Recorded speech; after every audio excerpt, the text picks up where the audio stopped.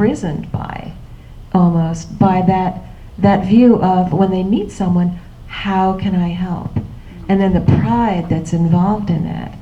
And it's just so refreshing to know, to learn the Enneagram and to realize that there are 8 other ways with which to see the world. It's very liberating. Yeah, and there's at least 8 other ways. There's 9 ways, but then you throw in all the other permutations of the wings and the lines. And so you see, this is what I really want to get across, is that this is a very fluid thing. Like, you've got these wings, you've got these other places that you come and go, and someone said that they came to the first presentation, oh, this is typecasting. Well, no, actually, it's the opposite. It's only sort of getting you tuned in to something, but then to get you to realize that this is all about freedom. And I'm so glad that you used the word prison, that we're all locked into our own prison of how we perceive. And then we have built up a way of responding based on that perception that doesn't need to be that way. There can be other ways to respond.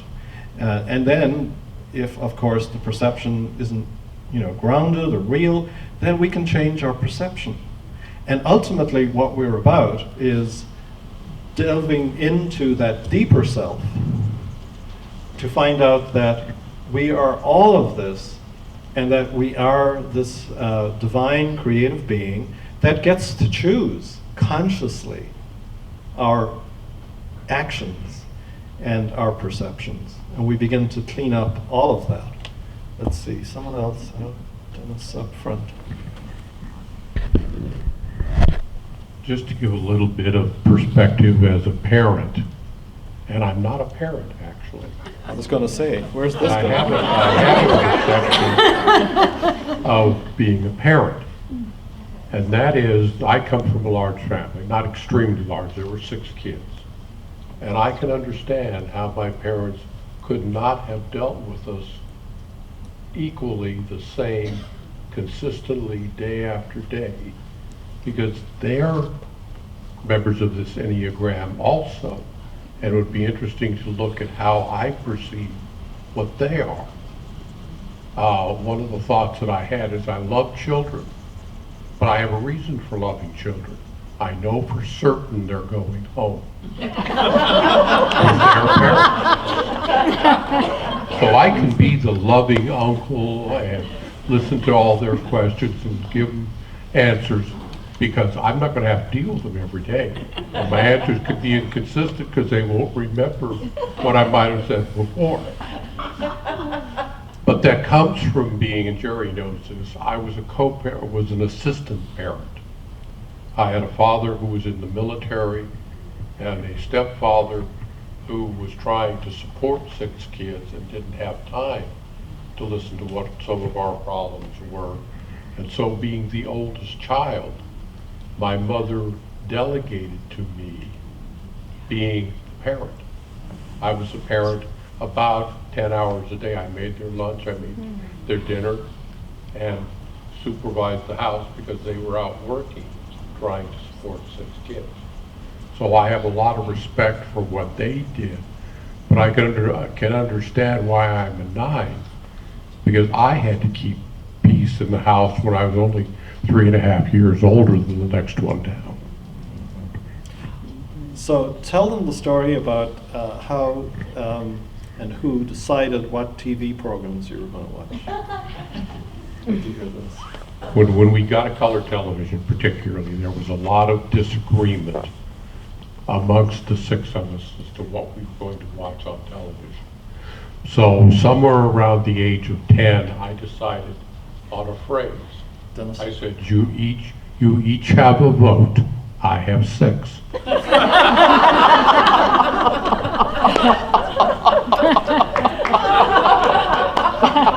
Not sure what number that is. I think it's the 9 with the 8 wing. This is the way it's going to be. All right. Thank you all for sharing. So let's delve into a few more things. So then we're going to look at, so here's a great phrase. It says, this is for growth. So as a 2, how do you grow? If you realize that you don't have to meet everyone's needs, what would your life be like? So are you living an authentic life?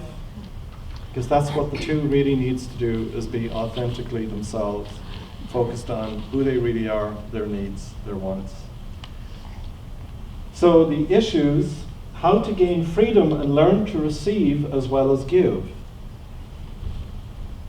So you can see these are all universal things, they're not just about the 2. But these are the ones that the 2 gets hooked up on. Deal with the pride of being the one who knows best what is needed. So, stop looking into people's lives and thinking that you know what's best for them and what they need. Growth path. Give up the need addiction to live through significant others. So that's also a thing that the 2 does big time, is living vicariously, if you will. And of course you're always promoting others. You're promoting your friends, your husband, your wife, your kids. And so in the sense, when they succeed, then you do get that rebound effect, like it's as if you did it, because you've been giving and giving and giving. But why not live your own life? Make sure you're living your own life first and not just living through others. Identify and express your own needs and feelings. Learn to receive. Be gracious. Realize that it's a teeter-totter. There's giving, there's receiving. Ease off of unwanted helping or becoming over-involved. Sometimes it just means sitting on your hands, keeping your mouth shut. You don't have to be the one who jumps in. And again, when you start doing some of this, people are not going to be happy because they're used to you being the one who jumps in. Take time alone to appreciate care for yourself apart from others. And this is a very solitude. Just being on your own and enjoying your own company, listening to the music that you really like, or reading a book, solitude is a great antidote for what ails you if you're a 2. Move away from keeping score, having unspoken expectations. And, the 1 also keeps score because they have that list of, errors and where it wasn't perfect. But it's more like from that point of view. But the 2 keep score from the wounds, from the emotional back and forth. Like, you hurt me then or when. Whereas the 1 is more, it's like, well, you made that mistake. So, but they are keeping score also.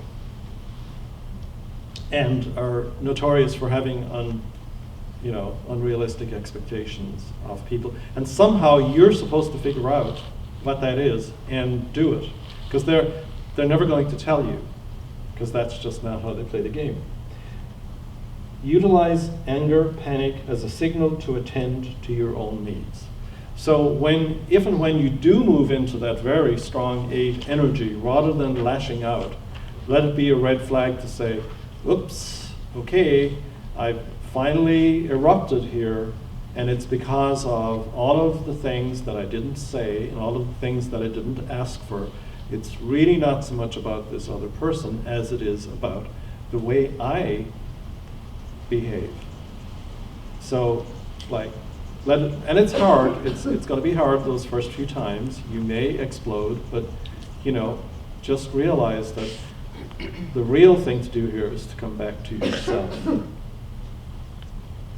Learn your limits. There are some things you just can't help with or do for people, and you shouldn't do. Resist the urge to pull others in by flattery and manipulation. You know, if you're passing complimentary comments, make sure that they're genuine.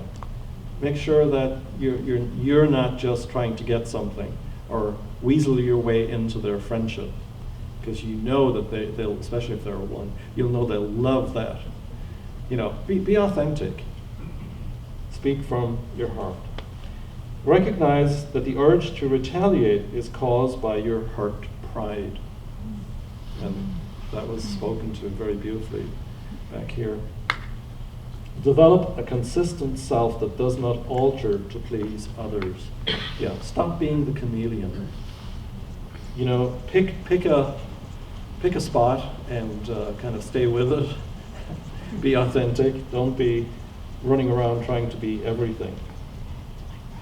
The gifts of the two, they're optimistic, they're giving, they're helpful, romantic, sensitive, supportive, they're fun, they're energetic, they're emotionally expressive, intuitive gift of knowing what others need.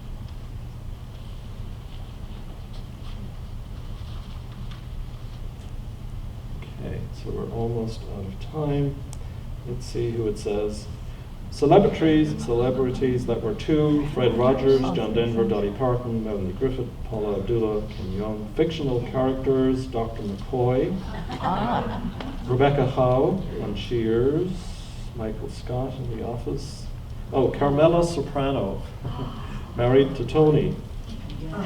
Cam Tucker, Modern Family, absolutely, big two.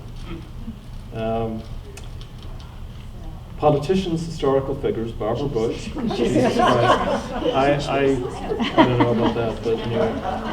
Princess Diana, Florence Nightingale, Desmond Tutu. Mother Teresa, yeah.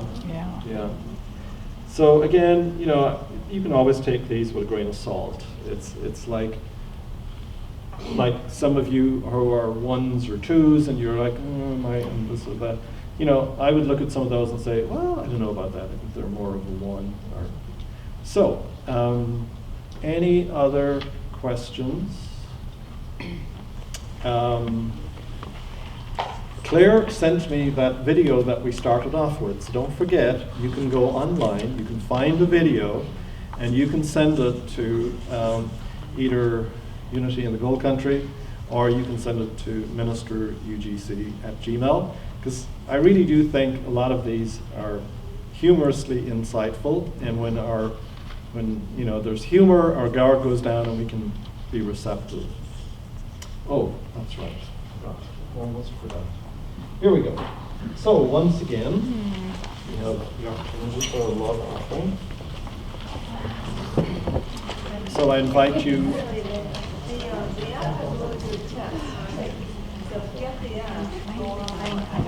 Okay, so just a couple of announcements as we're doing this. Angela downloaded the app, and she reminded me that there is actually a very good test in there if you want to take it. And you know, I use those as last resorts, but you can take that test. Also, we did get some copies of the book that I was recommending for later, once we've kind of gotten through all of this. The Enneagram, the easy is the one we're using as our text. But then the Sacred Enneagram, and we did get 5 copies in the bookstore, so if anybody, if anybody wants to get a copy of that, we do have some, and we can get more if people need. It's much more in depth.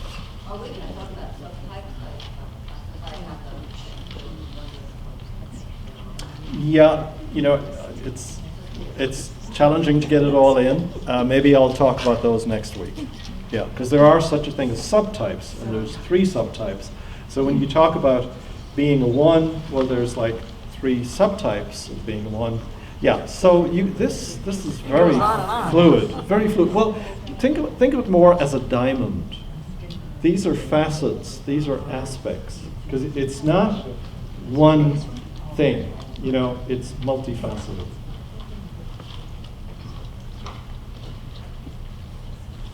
we went through. Yeah, I was going to say, my area where I really deep dived into the Enneagram is around subtypes. So I have to spend 5 minutes just kind of next time talking about Okay, all right, thank you. Because in different schools within the Enneagram, they're described quite differently. So people will say, oh, I really like being part of a social community, therefore I must be a social subtype. And it's more about how all of us have instinctual biological drive for self-preservation, for being part of a group, and for having deep connection with others that are operative in us all the time, but one's always dominant. Yeah. And it's that dominant drive in combination with a particular passion or emotional habit of the type like pride for two that creates a unique subtype. Right. So, yeah, and one of the words... That's like Enneagram 301. Yeah. Well, that's why I'm sort of gingerly, like, I didn't do it last week and I didn't do it this week, because, you know... I think we just said all we need to say about it. Yeah, It's it's sort of, lot. it otherwise, like, there's just too many different things at once. Yeah, And it's so, really and one of the things, like, the self-preservation type, social type, and then sometimes they say the sexual, which always drove me crazy. Yeah, It's I like one-to-one as the better yeah, description to of that. describe a subtype as sexual. Well, I mean, you know, right there, Yeah. you either are going to be, oh, I want to be in that group, or it's like, oh my God, no, I'm not that. And then you're either resisting or you're jumping in and you're not really that. So I'm glad that there's another title. Call it one-to-one. Yeah. All right. Well, you've been a great audience. Thank you. So think about what you processed today, and next week again, we'll start off with an opportunity for anybody to share what came up, what process you went through, if you changed your mind, if you got some insight. This is all good stuff to share with all of you. Thank you. At least this week it recorded the whole thing. Last